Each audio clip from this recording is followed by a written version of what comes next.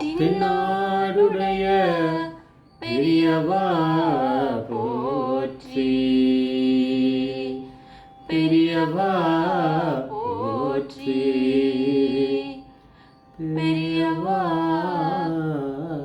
எந்நாட்டவர்க்கும் இறைவா போற்றி,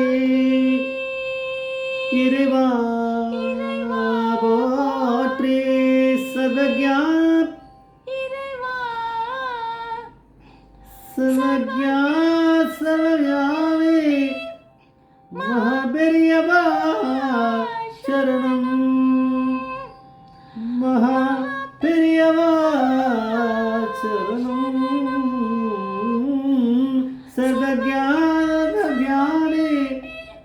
மகாபெரியவா சரணமாய பிறப்பருக்கும் மகாபெரியவா போற்றி, மாய பிறப்பருக்கும் மகாபெரியவா போற்றி. அபார கடா சித்தம் ஞானம் சாஸ்திரபுரம் ஸ்ரீ சந்திரசேகரபுரம் பிரமானந்தனம் கலிவேதியம் காட்சிமான் யூடியூப் சேனல் பிரத்யேகமாக மகாபெரியோட பக்தர்களுக்கு ஏற்பட்டு கொண்டிருக்கும் அனுபவங்களை ஒவ்வொரு நாளும் ஒரு அனுபவம், அதுக்கு ஒரு தலைப்பு. அனுபவத்தோட தலைப்பு பெரியவா கூப்பிட்டுருக்கா அதனால் அனுகிரகம், பெரியவா கூப்பிட்டுருக்கா அதனால் அனுகிரகம். இந்த சேனலில் இது வரைக்கும் சப்ஸ்கிரைப் பண்ணாலும் பண்ணுங்க, தானமே பாருங்க. நம்ம ஏற்கனவே பார்த்துருக்குமா பார்க்கலையான்னு தெரியாது, அந்த அனுபவத்தோட சம்மந்தப்பட்டது இது.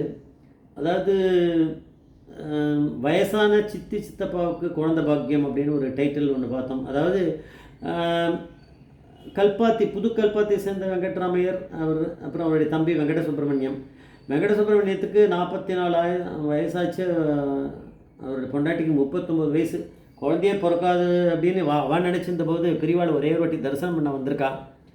ஒரே அடி ஒரே நாளில் வந்ததில் டக்குன்னு அவளுக்கு குழந்தை பாக்கியம் வந்துடுது. அப்படின்னா பெரியவா பரமேஸ்வரன் இதை பார்த்து இந்த 12 வயசான கேவி கணபதி, அதாவது வெங்கட்ராமையரோட, அதாவது சித்தப்பாக்கு தான் அனுகிரகம் நடந்திருக்கு, வெங்கட சுப்பிரமணியம்னு. ஸோ கேவி கணபதி அப்படிங்கிறவர் வெங்கட்ராமையரோட பிள்ளை. 12 வயசு தான் ஆச்சான் அவருக்கு. அப்படின்னா அவர் இது ஒரு பெரிய, அவருக்கு இதுதான் பேஸ் ஆகிடுது. பெரியவா மேலே பக்தி வரணும்னா ஏதாவது ஒன்று நடக்கணுமே.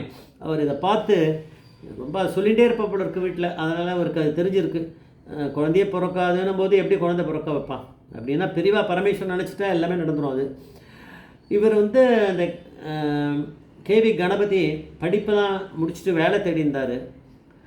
வேலை சரியான வேலையாக கிடைக்கல. அவர் படித்ததுக்கு ஏற்ற மாதிரி ஒன்று சம்பளம் கம்மியாக இருக்குது, இல்லை சம்பளம் ஒரு அளவுக்கு இருக்குது அப்படின்னா பெர்க்ஸ் இல்லை. இங்கே ஃபார் எக்ஸாம்பிள் உதாரணத்துக்கு ஒரு எல்டிசி எங்கேயாவது போயிட்டு வரலாம், ஒரு லீவ் எடுத்துகிட்டு எங்கே சுற்றிட்டு வரலாம் ஃப்ரீயாக. இந்த மாதிரி எல்லாம் ட்ரெயின் இந்த வெறும் ட்ரெயின் எடுத்துக்கலாம், அதை வச்சுட்டே கூட எல்லா இடத்துக்கும் போயிட்டு வரலாம். இவ்வளோ கிலோமீட்டர் அப்படின்னா எல்டிசி கொடுப்பால, எல்லாமே அதில் கவர் ஆகிடும். அது மாதிரி கூட அவருக்கு கிடையாது. அதனால் அது நம்ம படித்ததுக்கு அதுவாது கிடைக்கணுமேனு ரொம்ப தேடிகிட்டே இருந்தாராம். அப்போ அப்பா வெங்கட்ராமன், அம்மா 2 பேருமே ட்ரிவாண்ட்ரத்தில் தங்கியிருந்திருக்கா. இவர் மும்பாயில் ஒரு வேலையில் இருந்திருக்கார். அந்த சமயம் இவருக்கு எல்டிசி அதில் கிடச்சதுனால அந்த மும்பாயில் இருக்க வேலையில் சேர்ந்துருக்கார் போல இருக்கு இந்த கேவி கணபதி. அதனால் அவர் டிக்கெட்ஸ் ஒரு 2 வாரம் முன்னாடியே புக் பண்ணிட்டார். அம்மா அப்பாவை போய் பார்க்கணும் அப்படின்னு புக் பண்ணிட்டார். அவள் ட்ரிவாண்ட்ரத்தில் இருக்கா அப்பா அம்மா, இவர் மும்பையில். ஜேர்னி 8 ஜூலை 1986 அப்படின்னு ட்ரெயினுக்கு புக் பண்ணிட்டார்.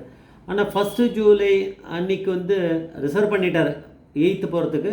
அவருக்கு டிக்கெட்லாம் கையில் இருக்குது. ஆனால் கிளம்புறதுக்கு 2 நாள் முன்னாடி, அப்போ 6 ஜூலை அந்த மாதிரி அவருக்கு இந்த மாதிரி நியூஸ்லாம் வந்திருக்கு. அந்த எந்த ட்ரெயினோ அந்த மாதிரி அந்த அந்த பர்டிகுலர் ட்ரெயின்ஸ் எல்லாமே அந்த ரூட்டில் போகிறதெல்லாம் குயிலான் ஜங்ஷன் அது வழியாக தான் போகும் போல இருக்குது. அப்போ அதுக்கு பக்கத்தில் இருக்கக்கூடிய ஏதோ ஒரு ஸ்டேஷன், ரயில்வே ஸ்டேஷனில் ட்ரெயினுக்கு ஒரு பெரிய மேஜர் ஆக்சிடென்ட் நடந்திருக்கு. அதனால் அந்த ரயில்வே ட்ராக்கே ரொம்ப மோசமாக எடுத்து எல்லாமே ரயில்வே லைன்ஸ்லாம் மாற்றணும், அது மாதிரிலாம் நிறைய பிரச்சனை இருக்கிறதுனால ட்ரெயின் ஒரு 3 மாதத்துக்கு ஓடாது அப்படின்னு அந்த டிக்கெட் புக் பண்ண வாழ்க்கெல்லாம் அந்த ரிட்டர்ன் பண்ணிட்டு பால் இருக்கும் பணம். அதை அவர் சொல்லலை.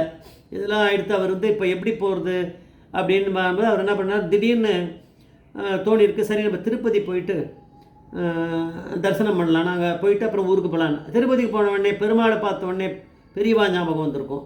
பெரியவாளை பார்த்து காஞ்சி மடத்துக்கு போயிட்டு அப்புறம் போகலாம் ஊருக்கு அப்படின்ட்டு பெரியவாளை தரிசனம் பண்ணார். பண்ணிட்டு அப்புறம்